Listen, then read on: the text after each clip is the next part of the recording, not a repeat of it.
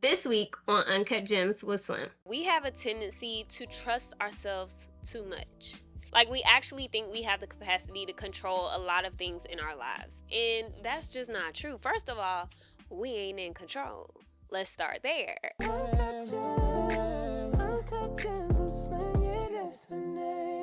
Long time no chat, y'all. We are back with season 4 of Uncut Gems with Slim. I'm your host, Jasmine, better known as Slim Reshae, and I am so excited to be back on the ones and twos with y'all. Man, when I tell you, this past year has been crazy. So much has transpired, like I don't even know where to start. But first, we're gonna say Happy New Year, everyone. I hope your new year is off to an amazing start. And I feel like during the new year, it's a time where people are, doing their New Year's resolutions, making their vision board, and also reflecting on how far you've come or not so much over the past year. And this past year, I definitely think like there has been some amazing highlights of my year.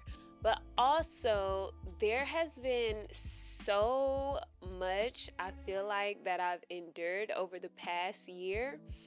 And I'm trying to just analyze and figure out like what is my starting point for 2025. I haven't really shared much, but 2024 completed my first year as a full-time influencer. So just working for myself full-time, definitely a big transition and everything like that. And with that transition, I've experienced a lot of different emotions and feelings and things of the like. And one thing I realized is I kind of struggled with balancing intentional decisions and my coping mechanisms with things that I was dealing with. For example, I started out the year strong, doing a whole bunch of retail therapy, and if I was feeling a certain way, I know, if I go buy this, it'll make me feel good, or just, different coping mechanisms instead of actually making intentional decisions. So an example of an intentional decision for me was investing in rebranding my website. Now that cost a whole lot of money, but it was an intentional decision that would take me a step closer to the future that I feel like is for me. But then there were other things where it'd be I want to buy a new camera. Y'all, I'm not gonna hold you. I have 6 to 8 cameras. I have a lot of cameras. So buying another camera would be more so retail therapy and a coping mechanism to make me feel if I get a new camera, it's going to motivate me to sit down and press record and create some content. When the reality is, I can do that, but the thing that's missing is discipline. And I talk about it a lot in my podcast in general about discipline, and it's something that I haven't specifically mastered in all areas of my life. I think most people are lacking in discipline in at least one area of their life. When I reflect on this transition to being a full-time entrepreneur and things like that, sometimes I would validate my poor decisions by purchasing unnecessary stuff. I would just be let me just buy this new camera and then I'm gonna be able to have higher quality content to post. And I feel early on during this transition, I really started to feel I just couldn't keep up. I'm always trying to, be on the next thing, keep up with what's going on in the industry, and just try to stay ahead of the curveball. And y'all, I was failing miserably. I always felt like I was behind. For me personally, as a content creator, you always have to be 2 steps ahead of the game. Right now it's January. I should be shooting Valentine's Day content or something like that. It's always like you have to be ahead of the game. Even if you work in marketing or different things like that, like it's always about being ahead of the game. And for me, I just feel like I was always trying to play catch up. And there might be different things in your life where you feel like you're always playing catch up. And when you feel that feeling of like just always being behind, I feel like that's when the I want to quit mentality kind of like creeps in, because you're just like, man, I ain't did this, I ain't did that, like better late than never. But at this point, like, should I even do it? Like, should I even keep up with it? And when I realized I started to feel like that, I started procrastinating in a lot of different areas. And what I realized is that when you lack discipline, it limits your ability to sustain. I guess a great example of that is if you went to the gym, you worked out, you got fit and everything, your arms is looking like ba boom, honey, but then once your body looks the way that you want it to look, you stop going, okay? Once you stop going, like that body and figure that you have going on is not going to continue. Or even if your body still looks similar, like you're probably not going to be as strong as you were when you were in the gym after you stop going to the gym. Like remaining consistent and being disciplined in your day-to-day is what allows you to sustain and keep going forward. So I looked it up online, and the internet defines sustaining as strengthening or supporting physically or mentally, and is synonymous with comfort. With looking at this definition, there's a certain level of comfort that comes from discipline. Now I know you might be saying like, child, discipline and comfort don't really go in the same sentence for me. But if you think about it, if you go to bed at say 9-10 o'clock at night and you wake up at 6 a.m. consistently, like that's gonna feel like a normal routine for you, and it's gonna be a little bit comfortable. Same with exercise. If you ran a mile a day, it'd be way more comfortable than running a mile a month.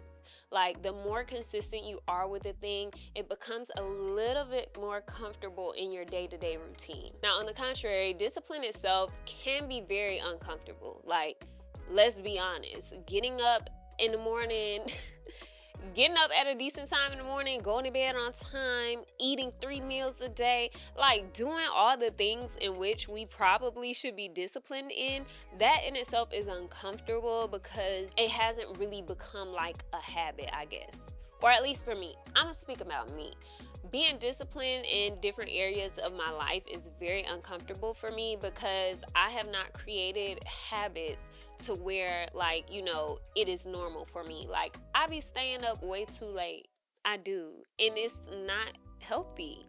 And the thing is like you only got one body and you gotta take care of this, okay? And so when I'm talking to y'all, I'm really preaching to myself because I gotta get it together. Okay? Even the Bible says in Hebrews 12:11, we don't enjoy discipline when we get it. It is painful. But later, after we have learned our lesson from it, we will enjoy the peace that comes from doing what is right. And so that kind of just reiterates what I just said. Like, discipline in itself, it's uncomfortable. It's not fun. But once you learn your lesson, once you create the habit, there's a sense of peace, there's a sense of comfort that comes from it. So the way that I kind of read this scripture, I kind of took away like the way that we experience peace can come through our suffering. So I know like this season is a tough season for people, the holidays, the New Year's. I don't know if y'all been going through it, but baby, I'm losing my medulla, okay? So when I take this perspective, like I know that even though I may be suffering, joy is gonna come in the morning.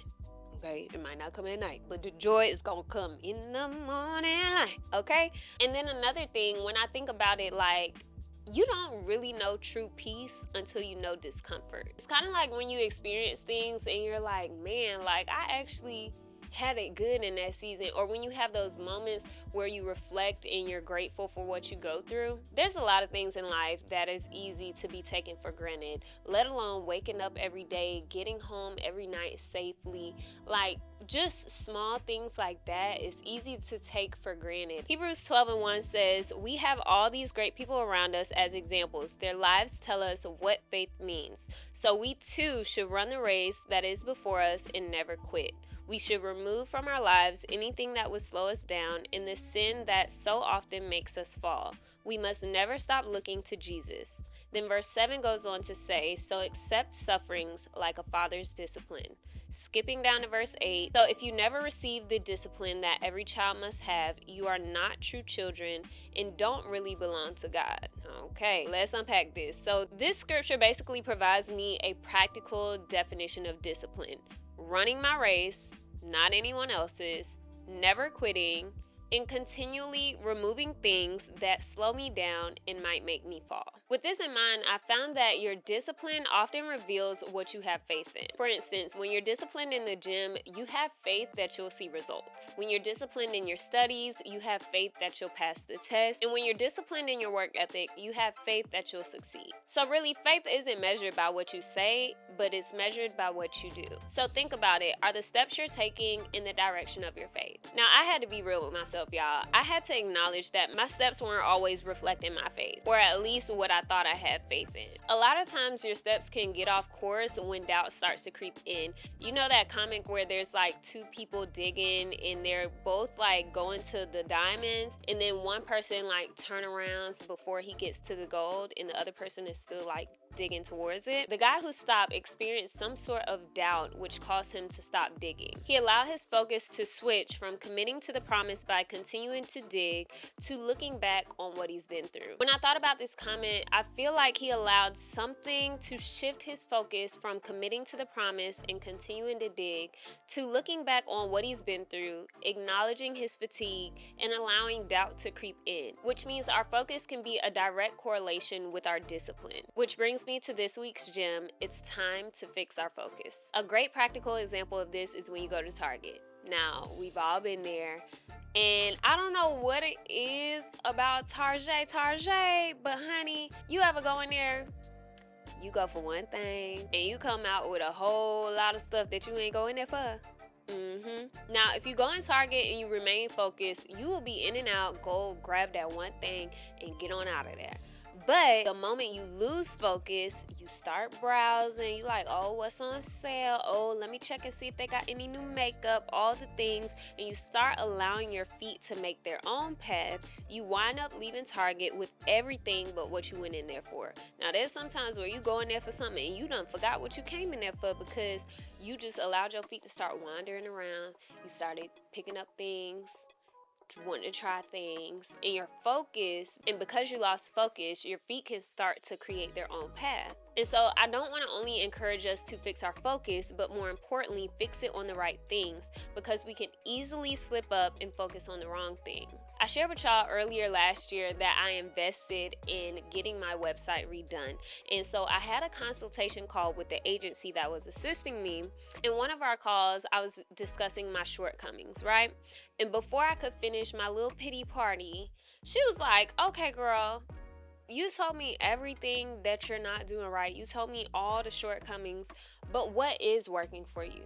What are you doing right?" And by her simply asking me that question, I became aware that I was focusing on the wrong thing. It's kind of like that glass half empty, half full type mentality. And throughout 2024, I'm gonna be honest, like I've been fixing my focus on brand deals that I didn't secure, the opportunities that passed me by, and agencies that denied me, when my focus should have been on what makes an impact. Instead of dwelling on what we're not doing right, we're better off focusing on the things that we are doing well in. For me, that's like appreciating the brand partnerships that I did secure and the different opportunities that I've been afforded. And I will say, like when I did my little 2024 highlight reel to end the year, that really made me look back on the year and help show me a better perspective of what 2024 was. Because before, if someone asked me how 2024 was, I'd be like, it's whooping my tail, but at least I'm fighting back. But when I looked at the different highlights, when I went through like my camera roll and stuff like that, I was like, yo, like there were a lot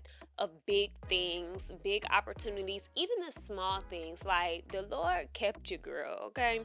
He covered me. He provided. Like 1 year full-time entrepreneur. Everyone is not doing that.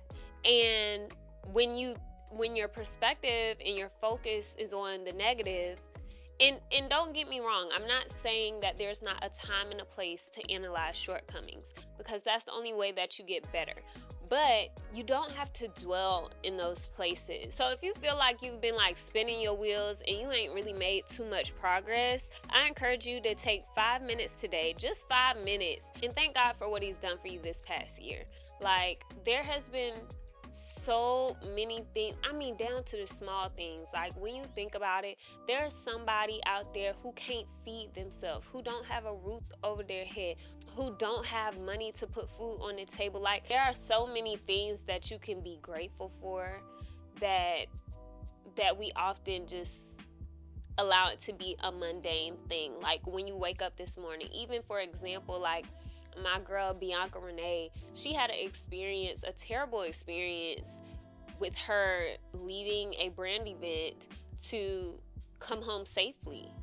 And that experience, she shared, like, you know, a lot of times it's easy to take for granted just getting back to your house safely at night, because everyone isn't afforded that. It's the little things that we often take for granted, like breathing in your lungs, being able to move your body, driving a car to work, or even having a job to go to, being able to have a device to listen to this podcast. The list goes on and on. So that's why it's important to shift your focus on what you do have versus what you don't. Now, I know we've been talking about fixing your focus, and it is key, but I also wanted to share some practical ways to become more disciplined. Y'all know I love sharing advice that y'all can actually put into practice in your daily lives. I found this article on Forbes by Brent Gleason, and it was 9 powerful ways to cultivate extreme self-discipline.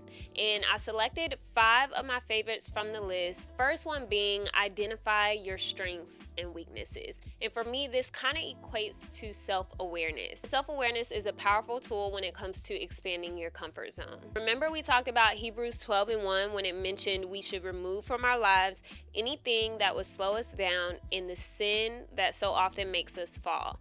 That's basically identifying your weaknesses. Point blank, period. And then in order to utilize your strengths, you must also know what those things are. And when it comes to identifying like your strengths and weaknesses, you have to be honest with yourself. Like I said, I am preaching to the choir this entire episode because I have to be honest with myself about my weaknesses and not try to validate it. Like, oh, well, you're actually not weak in this area. Like, you could be strong. It's kind of like people who be like, oh, well, like, I could stop drinking if I wanted to, but I don't want to, so I'm gonna just keep doing it. You know what I'm saying? But if you actually were honest with yourself, it may be a situation where it'd be like, actually, it might be a challenge for me to do that. And the thing is, when it comes to identifying your strengths and your weaknesses, you have to really be honest with yourself. And I'm gonna come back to that point in a minute. Number 2 is to remove temptation. So as humans, y'all, we have a tendency to trust ourselves too much.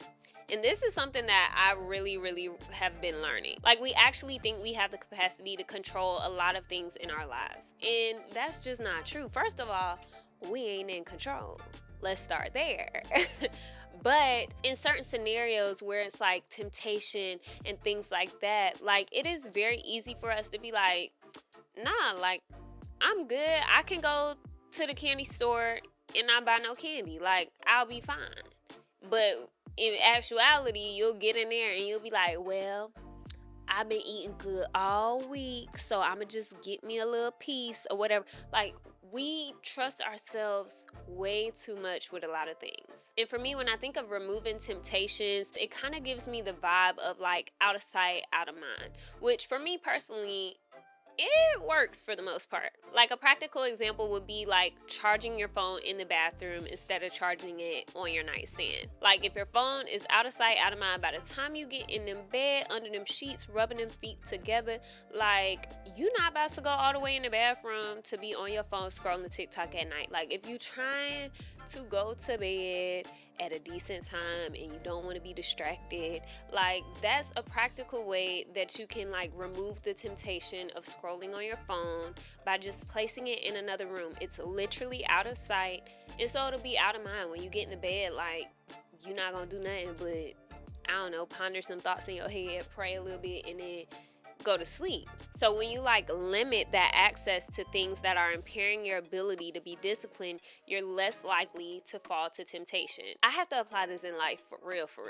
So like even when it comes to like allowing certain people to have access to my life, if I block them, even though I have the power to unblock them, which I do often, but like if I block someone or whatever, like I'm removing the temptation to reach out to whoever, right? It's kind of like that one person that you keep wanting to spin the block on. Like if you don't have their number memorized, you can like block them, delete the thread, delete the number, the whole nine.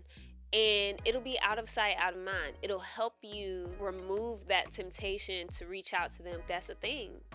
We think we can trust ourselves to do certain things, but at the end of the day, sometimes you'll be like, well, today I'm going to just, have a little fun or whatever. Like, no. Number 3 is making our priorities clear. So it is easy to hit the target when you know what you're aiming for. This is the perfect time to make like your priorities and your initiatives for the year very, very clear. So that's my mindset behind like a vision board and things like that. It kind of gives you verbiage, language, and depictions of the goals that you have for the year or your priorities or different things like that. It allows you to see the target that you're aiming for. And don't be afraid to be specific. It's easy to be vague when it comes to goals because then you can kind of like qualify the things that you've done as reaching said goal. For instance, instead of saying, oh, I want to grow on social media, and that's a goal, like that's very vague, right? And so you can't really create the proper guidelines to move towards your goal if you don't have it very like specific. For instance, instead of being like, oh, I want to work out more this year, like I want to work out 3 to 5 days a week. Okay, cool. So then each day of the week, when you do work out, you can check that, from your little goal list and be like, okay, boom, I worked out 3 days this week, period.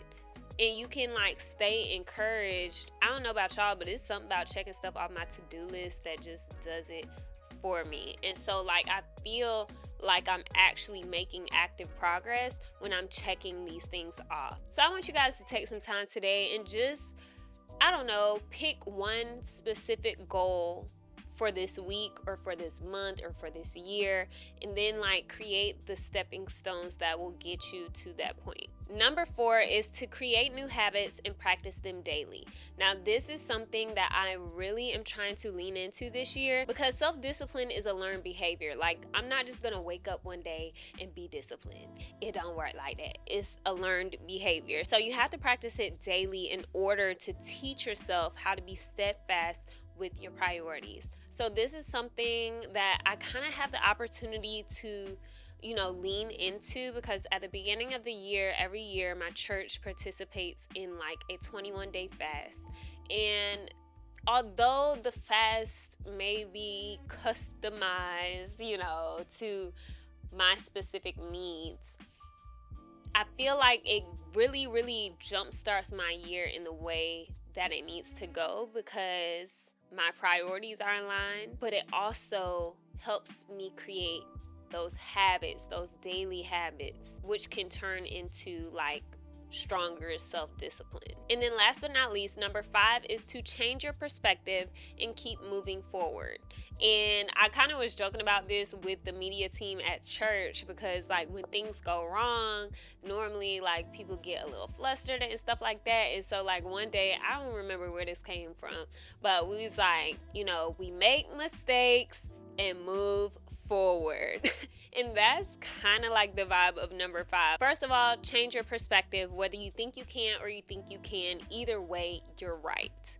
Right? I don't know, y'all probably have heard that quote somewhere before, but it's basically saying like, if you say, oh, I can't do that, then your thoughts is where it starts. So if you say I can't do that, then you're already speaking that into existence. But if you say I can do that, then you're speaking that into existence. So there's power in the tongue, and be careful with the words that you choose to share. So change your perspective. Fixing your focus helps allow you to win the mind game.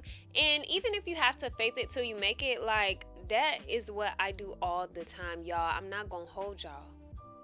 This podcast, faithing it till I make it, honey. Because your girl, she is very much behind. But it's okay. Because if I faith it till I make it, then I'm gonna slowly speak the things into existence. Versus if I'm like, oh, I don't got time for that, or I can't do that. Like if I can't, y'all wouldn't be listening to this podcast today. Versus me just, faithing it till I make it. That's my motto. That's what I do. And a lot of times I'll do that because it'll jumpstart my faith. Like I literally probably won't have the faith that I should have to do a thing, but if I faith it till I make it, aka like fake it till I make it, like that will jumpstart my faith. And once I like do that a little bit, like, okay, well, we here now, then I'll actually start, believing and really having faith in those things. And so like shifting your perspective to one of encouragement and one of faith allows you to enter challenges head on and with confidence. And then of course, no matter what you do, keep moving forward. There will be days that you fall short and there will be days that you stumble, but it does not discredit your progress. And it will not hinder you from picking up where you left off. Now that, y'all, listen, just because I ain't put out a new season of the podcast in, a whole lot of months does not discredit the fact that I have an amazing podcast and amazing listeners who tune in. Like, just because I stumbled, I fell off, does not discredit your progress. Even people who are interested in starting their business and stuff, and they're like, oh, well, I ain't do this in so long and I just need to start over. Like, you don't necessarily need to start over with things. Just pick up where you left off. Move forward. Now, I know this one was a lengthy one, but of course I had to get back in the groove with y'all and share with you guys like my life update and everything else. I hope you all enjoyed this week's episode of Uncut Gems with Slim, and until next week. Uncut Gems, Uncut Gems,